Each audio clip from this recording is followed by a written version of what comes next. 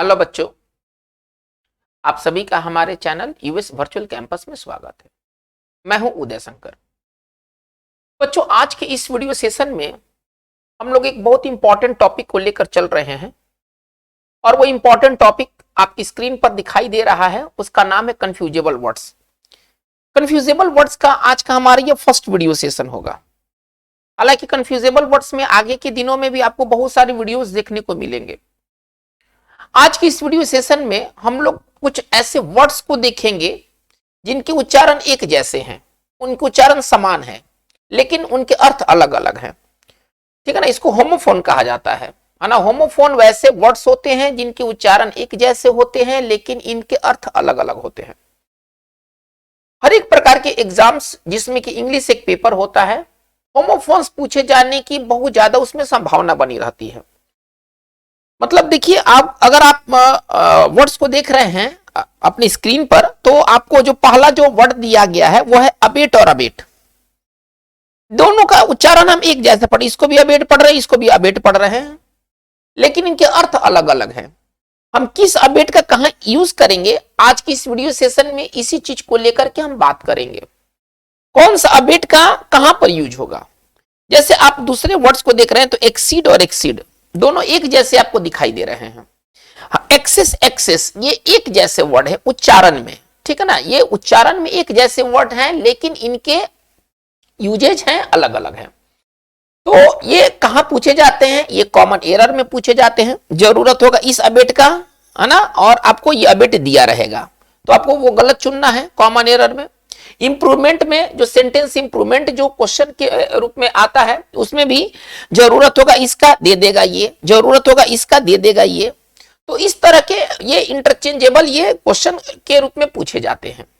चलिए, तो आज के इस वीडियो सेशन में हम लोग 10 पेयर मतलब 20 वर्ड्स हो जाएंगे ना। 10 पेयर मतलब 20 वर्ड्स हो जाएंगे, है ना।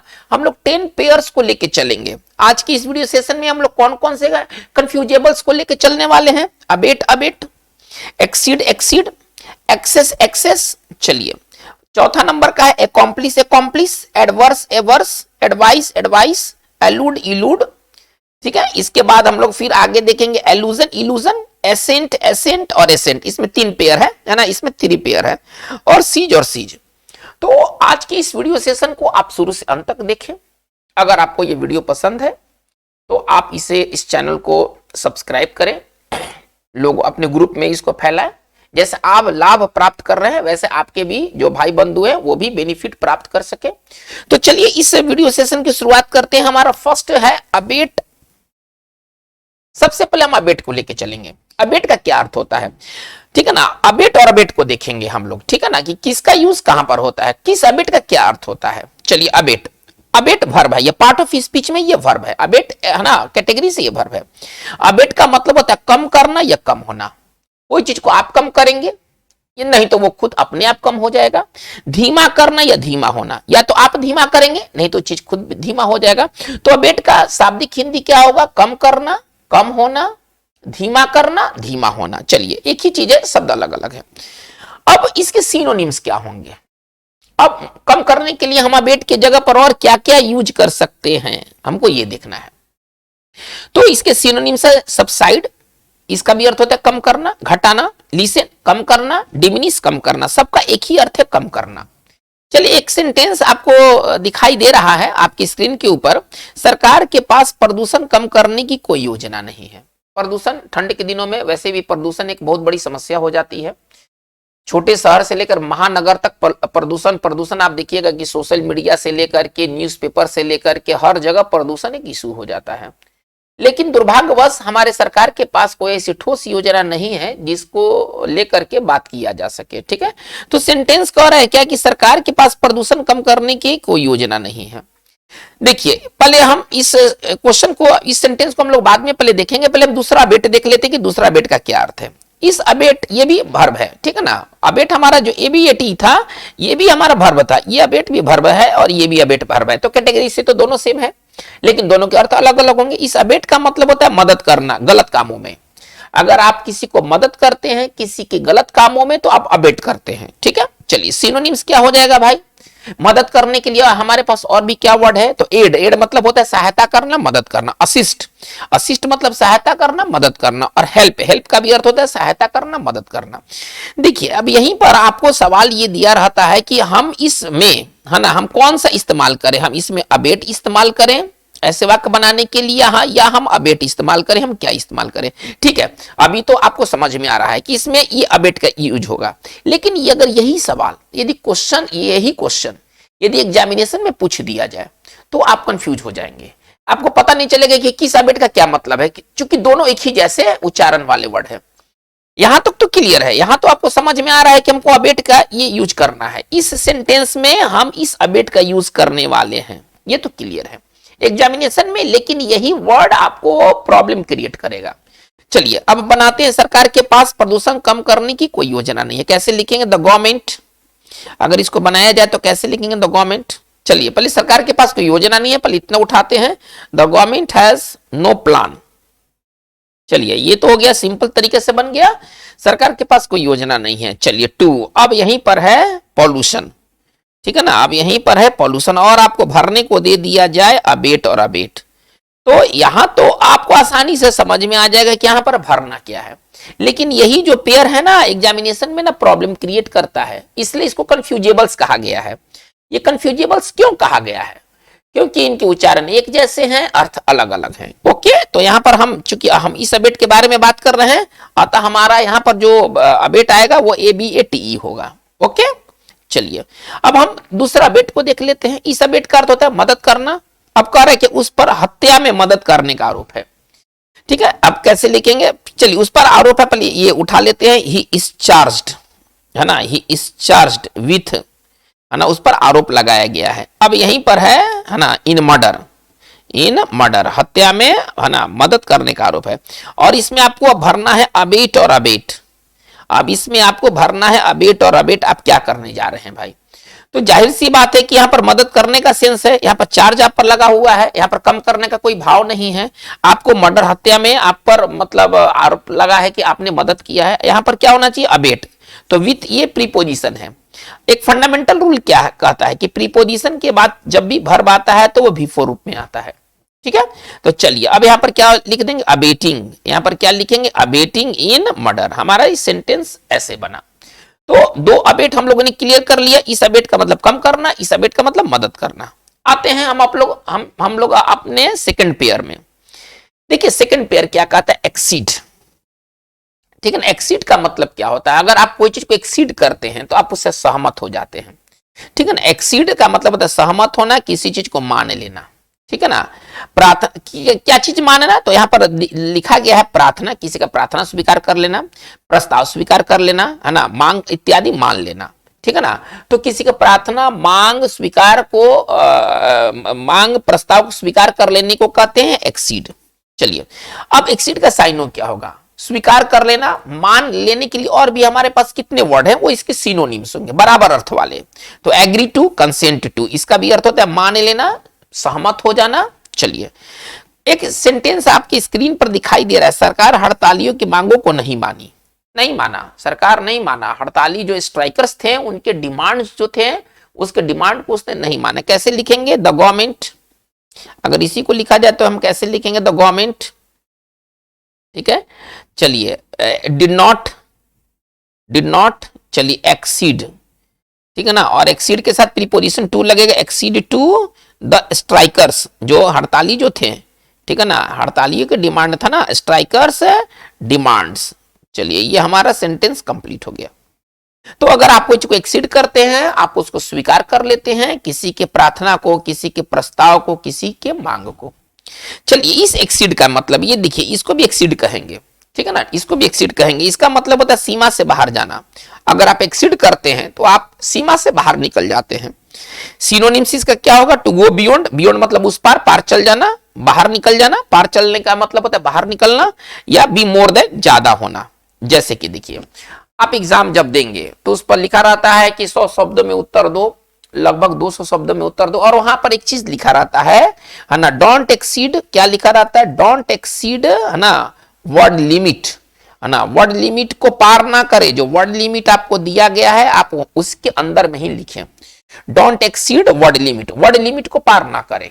ठीक है, चलिए, तो अगर आप कोई चीज को एक्सीड करते हैं, अब यहीं पर आपको दो ऑप्शन दे देगा, एक एक्सीड ये और एक एक्सीड ये, दोनों में से एक का चुनाव करना होगा कि हम इसमें क्या भरे, इस तरह के वाक्य में हम क्या भरे। तो यहां पर पार करने का सेंस है, बाहर निकलने का सेंस है, स्वीकार करने का सेंस नहीं, सेंस हमें देखना है कि क्या सेंस वहां डिमांड किया गया है। तो यहां पर इस एक्सीड का इस्तेमाल नहीं होगा, आप वर्ड लिमिट के अंदर में रहे, उससे बाहर ना जाए। ठीक है, इस तरह के अक्सर आपको लिखा हुआ आपको दिखाई देगा। चलिए, हम लोग अपने थर्ड पेयर की ओर आते हैं। तो थर्ड पेयर हमारा है एक्सेस, है ना, एक्सेस। आवश्यकता पड़ने पर एक्सेस अपने साथ प्रीपोजिशन टू लेगा। ठीक है ना, ये प्रीपोजिशन भी आपका अच्छा होगा, वर्ड तो अच्छा हो ही रहा है, साथ साथ आपका प्रीपोजिशन भी जबरदस्त होने वाला है। चलिए, तो एक्सेस, ये सारे इस तरह के जो सवाल हैं आपको एग्जामिनेशन में मिलने ही मिलने वाले हैं। एक्सेस का मतलब होता है पहुंच, है ना, अगर आपको किसी जगह तक एक्सेस है, यानी कि वहां तक आपकी पहुंच है, आप पहुंच जाते हैं।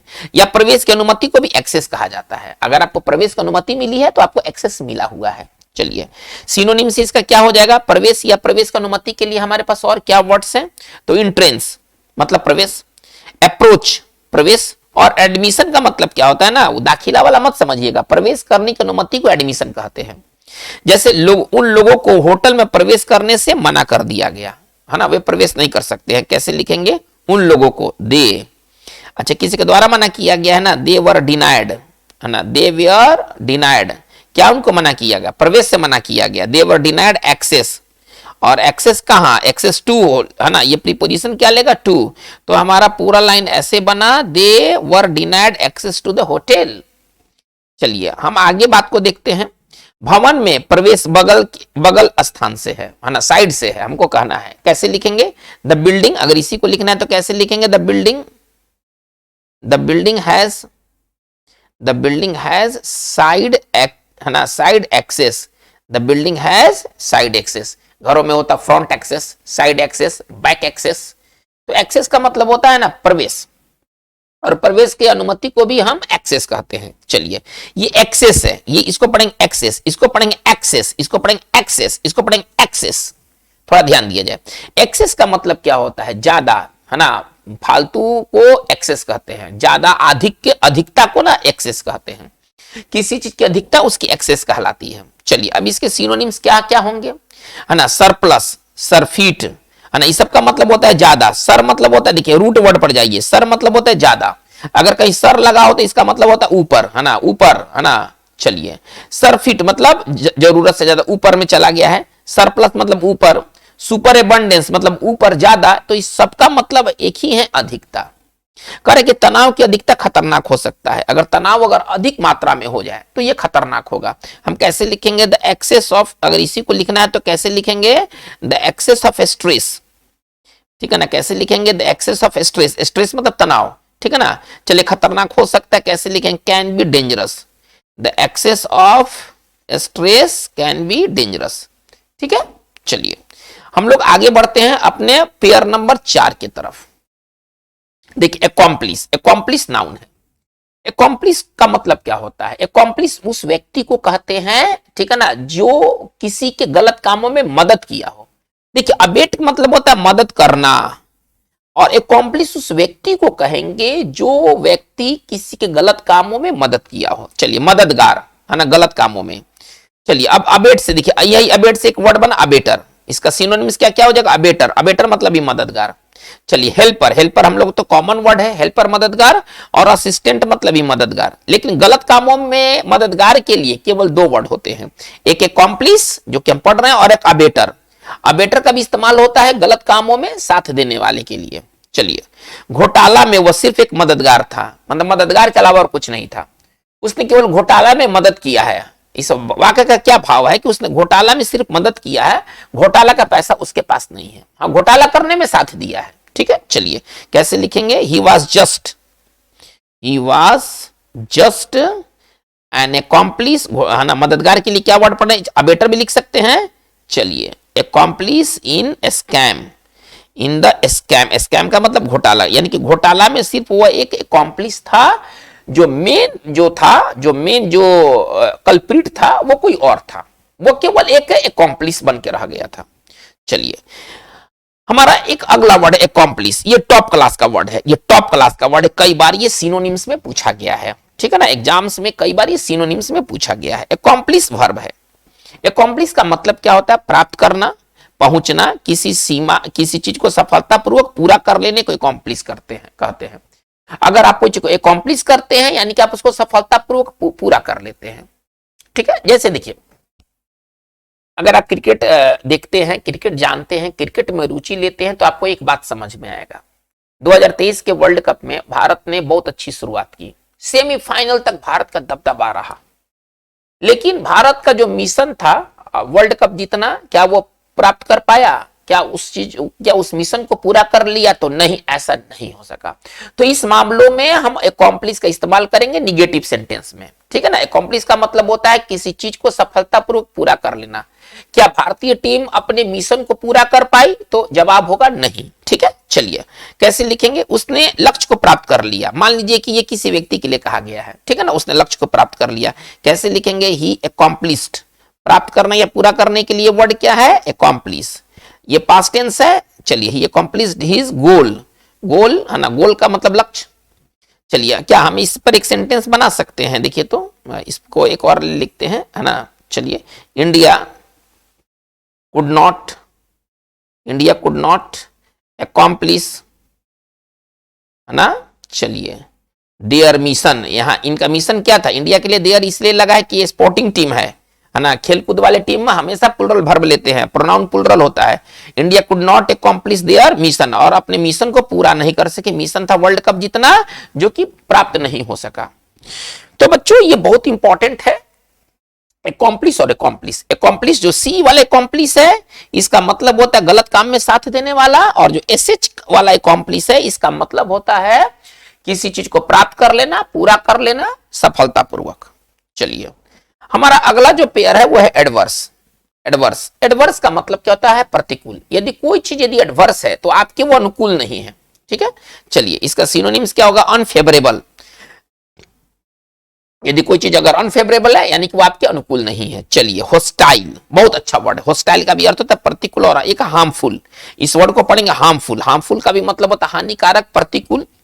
चलिए, प्रतिकूल मौसम ने फसलों को चौपट कर दिया है। अब मान लीजिए कि बहुत ज्यादा बारिश हो जाए, बहुत ज्यादा ठंड पड़ने लगे, बहुत ज्यादा गर्मी पड़ने लगे, ये सब प्रतिकूल मौसम हो जाते हैं, ठीक है ना, जो आपके हेल्थ के लिए कभी भी सही नहीं रहेंगे। अत्यधिक ठंड, अत्यधिक गर्म, अत्यधिक बारिश, ये सभी के सभी प्रतिकूल मौसम में आते हैं। करेक्ट है कि प्रतिकूल मौसम ने फसलों को चौपट कर दिया। कैसे लिखेंगे? चलिए, प्रतिकूल मौसम के लिए क्या लिखेंगे? Adverse weather. चलिए, एडवर्स वेदर हैज। चलिए, रूइन का मतलब होता है चौपट करना, बर्बाद करना। रूइन द क्रॉप्स, रूइन द क्रॉप्स। चलिए, हमारा सेंटेंस क्लियर हो गया। तो अगर कोई चीज यदि एडवर्स है यानी कि वो आपके अनुकूल नहीं है। चलिए, आते हैं एवर्स। एवर्स का मतलब क्या होता है? देखिए, अगर आप किसी चीज के प्रति एवर्स हैं, आप उसको नहीं चाहते हैं, आप उसके प्रति अनिच्छुक रहते हैं, ठीक है ना। एवर्स, आप अगर किसी चीज के प्रति अगर आप एवर्स हैं यानी कि नापसंदगी आप में भरी रहती है उस चीज के प्रति, ठीक है। चलिए, सिनोनिम्स क्या हो जाएगा? डिसइंक्लाइंड, है ना, मतलब आपका झुकाव उस तरफ नहीं है, आप उसे नापसंद करते हैं। रिलक्टेंट, अनविलिंग, ठीक है ना। इन तीनों का एक ही अर्थ है ना, नापसंदगी, है ना, अनिच्छा वाला जो भाव होता है वो एवर्स कहलाता है, ठीक है। बड़ा बात है, अपने साथ ये प्रीपोजिशन क्या लेगा? बड़ा बात सीखिए। देखिए, एवर्स के साथ एक बहुत बड़ी बात, एवर्स के साथ टू, और टू के बाद वैसे होता है V1। आमतौर पर टू के बाद क्या होता है? V1। लेकिन कुछ ऐसे टू हैं जिसके बाद वर्ब V4 होगा। तो इस, चलिए, अब यहां पर वर्ब आ गया V4। एवर्स अपने साथ ये टू लेगा, और इसके बाद यदि कोई वर्ब की जरूरत है तो वो वर्ब होगा V4। हमें इस बात को दिमाग में रखना होगा। चलिए, देखा जाए, बीजेपी के विजय रथ को रोकने के लिए कांग्रेस क्षेत्रीय दलों के साथ हाथ मिलाने, है ना, के अनिच्छुक नहीं है। हाथ मिलाने के अनिच्छुक नहीं है मतलब हाथ मिलाना चाहती है। अनिच्छुक नहीं है मतलब इच्छुक है। अनिच्छुक नहीं, अगर कोई कहे अनिच्छुक नहीं तो इसका मतलब इच्छुक है। चलिए, तो बीजेपी के विजय रथ को रोकने के लिए कांग्रेस क्षेत्रीय दलों के साथ हाथ मिलाने के, है ना, के अनिच्छुक नहीं है। तो पहले इतना उठाते कि कांग्रेस क्षेत्रीय दलों से हाथ मिलाने के अनिच्छुक नहीं है। कैसे लिखेंगे? The Congress is not averse to, चलिए, और हाथ मिलाना तो यहां ज्वाइन हैंड्स होता है ना, हैंड को ज्वाइन करते हैं, ज्वाइनिंग। देखिए ये टू के बाद V4, इसको थोड़ा ध्यान दिया जाए। यहां ज्वाइनिंग क्यों हुआ, यहां पर ज्वाइन क्यों नहीं हुआ, क्योंकि वर्स टू के बाद आने वाला वर्ब जो होता है ना वो V4 लेता है। कैसे लिखेंगे, the Congress is not averse to joining hands. Hands किसके साथ मिला रही है, क्षेत्रीय दलों के साथ ना, विथ रीजनल, चलिए पार्टीज है ना, ये क्षेत्रीय दलों के साथ हाथ मिलाने में इसको कोई परहेज नहीं है। क्या करने के लिए, टू डिफीट या टू स्टॉप, बढ़िया वर्ड है टू स्टॉप है ना, बीजेपी जगरनॉट, बीजेपी विजय रथ के लिए एक वर्ड है जगरनॉट, ठीक है ना, बीजेपी जगरनॉट। तो बीजेपी के जगरनॉट यानी कि बीजेपी के विजय रथ को रोकने के लिए चलिए आते हैं, कांग्रेस क्षेत्रीय दलों के साथ हाथ मिलाने के प्रति उसे कोई एतराज नहीं है, मतलब वो चाहती है। चलिए हम लोग बात को आगे लेके चलते हैं। पेयर नंबर 6 बहुत इंपॉर्टेंट पेयर, इस तरह के एग्जामिनेशन में सवाल समझिए कि एकदम भर भर के मिलते हैं आपको, देखने को भर भर के पूछे जाते हैं। चलिए एडवाइस, देखिए जो सी वाला एडवाइस है ना वो नाउन है, जो सी वाला एडवाइस है वो नाउन है, और इसका साइन हो जाएगा काउंसिल, सलाह, और एसी वाला जो एडवाइस है ना ये वर्ब है, तो वर्ब में क्रिया आ जाएगा ना, सलाह देना। तो काउंसिल नाउन भी है और काउंसिल वर्ब भी है, यानी कि नाउन में भी काउंसिल और वर्ब में भी काउंसिल। काउंसिल एक बहुत अच्छा वर्ड है ना। अभी हम लोग आगे के दिन समय में देखेंगे काउंसिल और काउंसिल में क्या अंतर है, सॉरी, अभी हम लोग है ना आगे के अभी हम लोग वीडियो सेशन में देखेंगे कि काउंसिल ये खुद एक कंफ्यूजेबल बनाएगा, काउंसिल और काउंसिल में अंतर क्या है, ठीक है ना। चलिए थोड़ा इंतजार कर लीजिए, नेक्स्ट वीडियो सेशन में आपको ये चीज दिखाई दे देगा। अभी तो हम लोगों को देखना है एडवाइस और एडवाइस में क्या अंतर है, तो कुछ नहीं है भैया अंतर, ये एडवाइस जो है नाउन है तो सलाह, और एडवाइस वर्ब है तो सलाह देना। अब कॉमन एरर में कैसे सवाल पूछा जाता है, अगर हम एसएससी के पिछले कुछ सवालों को ले ले तो आपको इस तरह का सवाल मिलेगा, थोड़ा इस सवाल को देखा जाए। चलिए, द डॉक्टर एडवाइज्ड हिम, थोड़ा देखा जाए, the doctor advised him to take medicine on time. चलिए, डॉक्टर ने उसे समय पर दवा लेने का सलाह दिया। बताइए, यहां पर सलाह देना वाली बात है ना सर, यहां पर सलाह देना वाली बात है। डॉक्टर ने उसे सलाह दिया कि वो समय पर दवा ले, समय सलाह देना यानी कि वर्ब की जरूरत है, लेकिन देखिए ये सी वाला तो नाउन दे दिया है। अब बड़ा बात क्या, नाउन में ईडी जोड़ दिया है, तो नाउन में ईडी थोड़े होता है, वर्ब में ईडी होता है ना, नाउन में ईडी नहीं होता है, वर्ब में ईडी होता है, यानी कि जरूरत है एसी वाला एडवाइस का, दे दिया है सी वाला। तो ये हमारा पूरी तरह से गलत, सही क्या होना चाहिए यहां पर, ये होना चाहिए हमारा सही। पूरा लाइन कैसे हम पढ़ेंगे, the doctor advised him to take medicine on time. तो बच्चों ये बहुत इंपॉर्टेंट है, एडवाइस जैसा पेयर बहुत इंपॉर्टेंट है। कॉमन एरर में आपको देखने को मिलेगा, सेंटेंस इंप्रूवमेंट में देखने को मिलेगा, फिल इन द ब्लैंक्स में देखने को मिलेगा, ये आपको जगह जगह देखने को मिलेंगे। कंफ्यूजेबल्स बहुत इंपॉर्टेंट ये सेक्शन है। आइएगा अपने पेयर में आते हैं, पेयर नंबर 7 में अलूड का मतलब क्या होता है, किसी बात की ओर संकेत करना, साफ साफ नहीं करना। आप संकेत में कोई बात कहते हैं, इशारा में कोई बात कहते हैं तो आप अलूड करते हैं। अलूड का मतलब होता है इशारा में कहना, संकेत में कहना। चलिए सिनोनिम्स इसका क्या हो जाएगा, रेफर टू, हिंट वही मतलब होता है ना इशारा में कहना, इंप्लाई का भी मतलब होता है संकेत देना। तो सबका एक ही मतलब होता है किसी बात की ओर संकेत करना या इशारा करना। छोटा अगर हिंदी कहें तो इशारा करना किसी बात की ओर, ठीक है। चलिए एक ये इलूड, देखिए ये इलूड का मतलब होता है बच निकलना। देखिए कितना कंफ्यूजेबल है, जरूरत है इसका दे देगा ये, जरूरत होगा इसका दे देगा ये, तो ये आपके पास पकड़ होना चाहिए। जो कंफ्यूजेबल है उसमें आपके पास पकड़ होना चाहिए। तो इस इलूड का मतलब होता है बच के निकलना, ठीक है। इसका सिनोनिम्स क्या दिया, एवॉइड बच जाना, फ्ली मतलब भाग जाना, गेट अवे फ्रॉम मतलब भाग जाना, निकल जाना। चलिए कह रहा है क्या, वह कई महीनों तक पुलिस से बचने में कामयाब रहा, है ना, पुलिस की गिरफ्त में नहीं आया। अब यहीं पर आपको सवाल दिया रहेगा, ही मैनेज्ड टू इलूड या एलूड द पुलिस, है ना, the police for several months. चलिए अब यहीं पर आपको इसी तरह का आपको एग्जामिनेशन में देखने को मिलेगा। तो यहां पर देखिए वाक्य से बोध हो रहा है बचने का, पुलिस का ना मामला है सर, तो इशारा करने का यहाँ कोई मतलब ही नहीं है, संकेत देने का कोई मतलब ही नहीं है।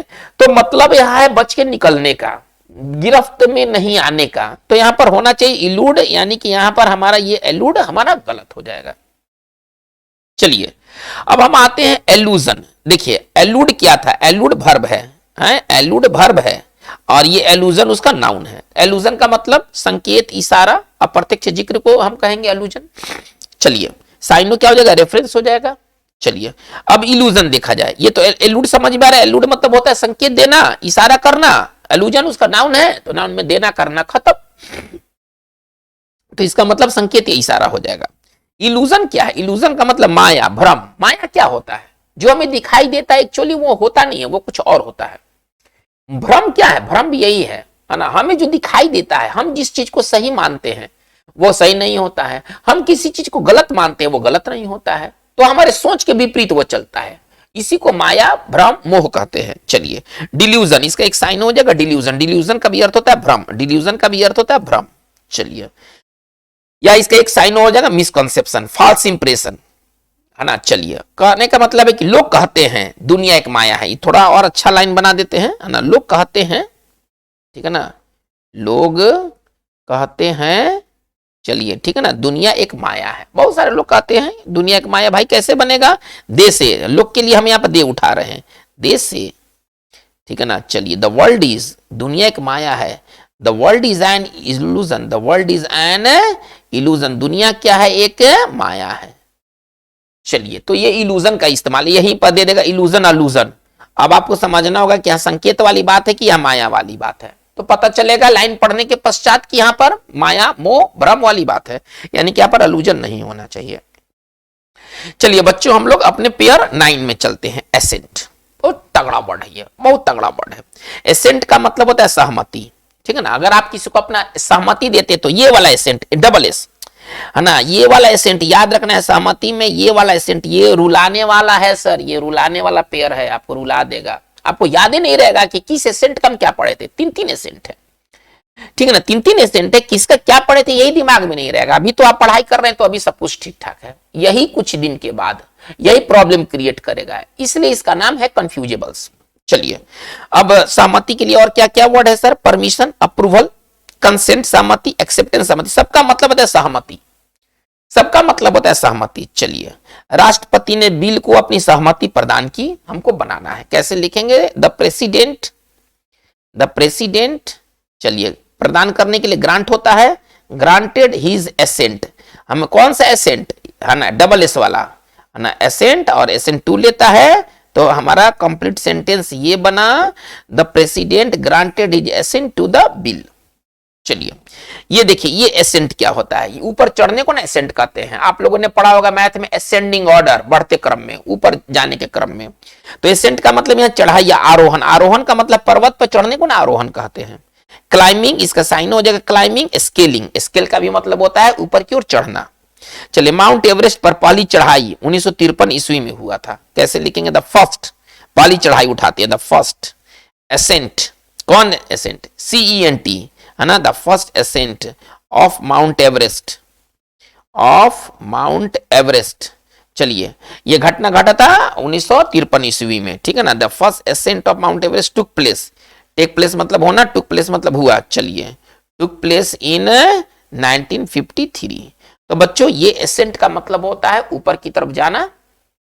चलिए अभी एक और एसेंट है, इसका मतलब तो स्वराघात, किसी वर्ड के किसी भाग पर जोर देने को कहते हैं एसेंट, है ना। जैसे कि कोई व्यक्ति बोलता है ब्रिटिश एसेंट में, कोई बोलता है अमेरिकन एसेंट में, तो एसेंट का एक ये जो डबल सी वाला एसेंट है ना, देखिए डबल एस वाला एसेंट का मतलब सहमति, एकदम ऐसे याद कीजिए, और डबल सी वाले का मतलब होता है स्वराघात, जिसमें किसी वर्ड पर जोर देकर बोला जाता है, जैसा फोटोग्राफी, कैटास्ट्रॉफी, इसमें क्या है, टी पर क्या है, टी को कस के बोल रहे हैं हम, फोटो, फोटो, फोटोग्राफी, कैटास्ट्रॉफी, इसमें टी पर क्या कर रहे हैं हम, एसेंट डाल रहे हैं, ठीक है। स्वराघात, शब्द के उच्चारण में किसी अक्षर पर दिया जाने वाला बल, जैसे कि अगर हम इसको पढ़ेंगे तो फोटो, यहां पर है ना, टी पर हम इसको स्ट्रेस दे रहे हैं, फोटोग्राफी, आप ऐसे एक सिंपल भाषा में समझे। तो यहां पर टी पर हम जो जोड़ दे रहे हैं तो टी पर क्या पड़ रहा है, एसेंट पड़ रहा है, टी पर क्या पड़ रहा है, एसेंट पड़ रहा है। ठीक है, स्वराघात उस पर आप जोड़ दे रहे हैं, स्ट्रेस डाल रहे हैं, है ना। स्ट्रेस और इंफेसिस इसके दो सिनोनिम्स हो जाएंगे। चलिए हम लोग अपने आज की इस वीडियो सेशन के लास्ट पेयर की ओर जा रहे हैं, वो है सीज। देखिए ये सीज का मतलब होता है ना बंद कर देना, रोक देना। अगर आप कुछ सीज करते हैं तो आप बंद कर देते हैं, रोक देते हैं। चलिए आपने कभी शब्द सुना होगा सीज फायर, है ना, मतलब गोलाबारी बंद, गोलाबारी बंद।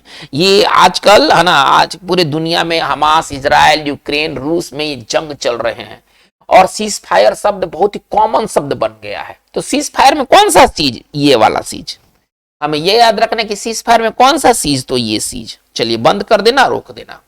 चलिए इसका सिनोनिम्स क्या हो जाएगा, स्टॉप, डिसकंटिन्यू। यदि कोई चीज को अगर आप स्टॉप या डिसकंटिन्यू करते हैं यानी कि आप उसको रोक देते हैं, बंद कर देते हैं। जैसे कंपनी ने अपने व्यापार बंद कर दिया, कंपनी को काफी घाटा लग गया, कंपनी ने अपने व्यापार कर दिए, बंद कर दिया। कैसे लिखेंगे, द कंपनी, चलिए सीज्ड, सीज्ड है ना, सीज्ड ट्रेड, बस हो तो गया, कंपनी ने व्यापार करना बंद कर दिया, बस।